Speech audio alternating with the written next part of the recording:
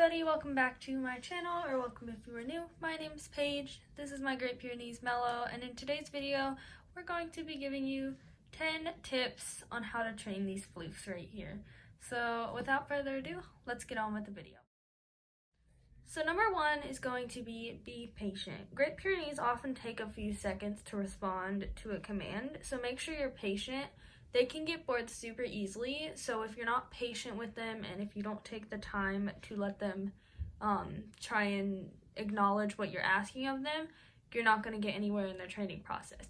It may seem like a good idea to continuously repeat the command, like continuously say sit, sit, sit, but that's in fact the wrong thing. You don't want to do that, because when you continuously repeat the command, they often don't understand what the word sit means. So it's important that you say sit once, allow them to take a few seconds to render what you're trying to say and what you're trying to get them to do. Use a food lure to get them into that position.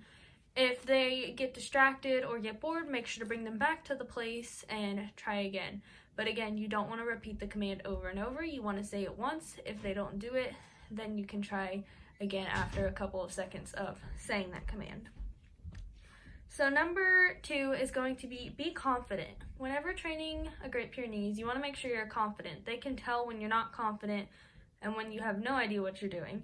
So Great Pyrenees will be stubborn sometimes, but it's important to teach them to follow through and not give up. If you give up on a command, like if you're trying to get them to sit and they don't do it, if you just give up, they're going to become more stubborn because they're going to know that they can get away without doing what you want them to do. So it's important that you're confident and that you go into training sessions as confident as you possibly can. Number three is going to keep it positive. It's important to keep training sessions positive. Do not try and dominate the dog, because that will only ruin your relationship with Great Pyrenees. Great Pyrenees are very loyal dogs, and they go solely based off of relationship with their humans. So if you try and dominate them and ruin the relationship with them, it's not going to go well and they're not going to trust you. So it's important to keep it positive, and if you realize that the training session, like you're getting frustrated or something, it's important to end the training session on a positive note.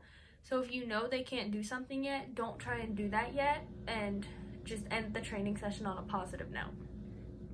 Number four, focus on bonding. Make sure to form a strong bond with your dog, because Great Pyrenees, as I said, they go solely based off relationships with you, and they really are dogs that like to bond with you because they're just so loyal. They protect you, stuff like that. So ways to form a stronger bond before you start the actual training process is to take them on walks, spend time with playing them. It's important to have one person feed them, because if you have one person feed them, they will, especially if the dog becomes more aggressive towards that person, it's important to have that person only feed them. We don't have that problem with Mellow, but try and stick to a routine with your dog, so having one person feed them, stuff like that. But I would recommend switching off every week or something, so one person feeds them 1 week, stuff like that. Super important for their routine.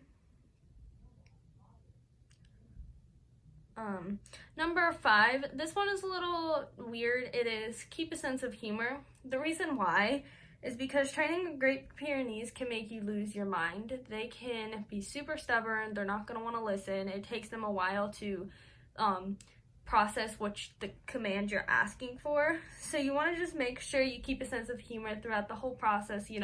Think positively. If you need to take steps back, that is okay. So number six is going to be take it slow. Pyrenees can get bored super easily. However, they are a really smart breed. So once they have a command, they will get it pretty quickly. But again, it does take a while for them to process what you're asking of them. I would recommend having about 5-minute training sessions throughout the day, no longer than 5 minutes for a puppy, and about 10 minutes for an adult Great Pyrenees, because you don't want them to get bored super easily, and you want to make sure to keep it positive, stuff like that.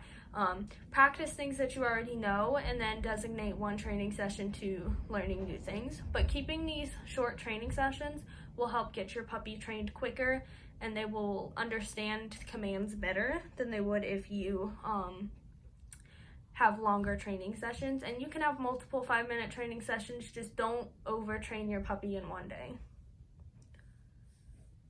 You can also incorporate training sessions into everyday activities. For example, when you are making dinner, having them lay down, putting them in a lay down position so that they get comfortable with staying laid down in a long period of time. You can also have them go to place. You can teach them at command place, which is basically where they go to bed or go to crate, and have them stay in there while you're eating food. That way they don't develop the habit of begging. So just a bunch of different training sessions that you can incorporate into their everyday activities, stuff like that, is super important for them. So number 7 is going to be practice everywhere. This is super important. So once your Pyrenees has gotten good at commands at home, try taking them to different pet-friendly stores and working on training with them in a new environment. New environments can be super overstimulating for a puppy, so make sure your Pyrenees has its commands down at home and in low distracting environments before you try bringing them to high distracting environments. So I would start off with taking them to like a park or trying your backyard as low distraction environments, and then once they have that down, you can try taking them to higher distracting environments like pet stores, stuff like that. One thing to remember is that when you are out in public, make sure you read your puppy's body language. You don't want to have your pup that's super overstressed. You don't want to stress them out because that can really set you back in your training, like super far. You want to make sure you're paying attention to what they're doing. So are they trying to jump up on people? Like, I would suggest taking notes while out in public with your dog to see what you need to work on at home before you bring it up into high distracting environments. Number 8 is going to be picking the right tool. So make sure you pick the right tool for you and your dog. There are many different tools, and it's ultimately up to your decision. If you can't make a decision, just try doing a bunch of research, talking to a professional trainer, looking at the different tools. I would just suggesting doing that, but there's no wrong tool. It just ultimately depends on what you and your dog are comfortable with and what works for your dog. So number 9, that is preparing for setbacks. When training, you will have setbacks, and that is okay. That's a normal training process, especially in puppies, because they have the puppy brain, so they may know sit one day and then they might forget, and you might have to retrain it to them. Even when they're adults, they will tend to forget commands, so make sure you are practicing every day and teaching them. If you stop teaching them the commands and stop getting them to do these things on a daily basis, they will forget it, especially when Pyrenees start getting in their adulthood years. They will tend to forget their commands, and they will go more independently and will not do the commands that you ask. So number 10, this is the last training tip, and that is going to be make sure you understand the breed. So do your research. It's important to understand the breed before you even get one. That way you can prepare for training and see what tools you need, like all this stuff. Again, do your research. I also have a bunch of videos on Great Pyrenees, so you can also go check that out. But again, you want to make sure you definitely do your research and you prepare. Like I said, Great Pyrenees are super stubborn and they won't follow commands immediately. But that is going to be all for this video. That is going to be the 10 training tips I have for you to train these floofs, Great Pyrenees. If you guys enjoyed this video, make sure to like, comment, and subscribe, and we will catch you guys next time. Bye!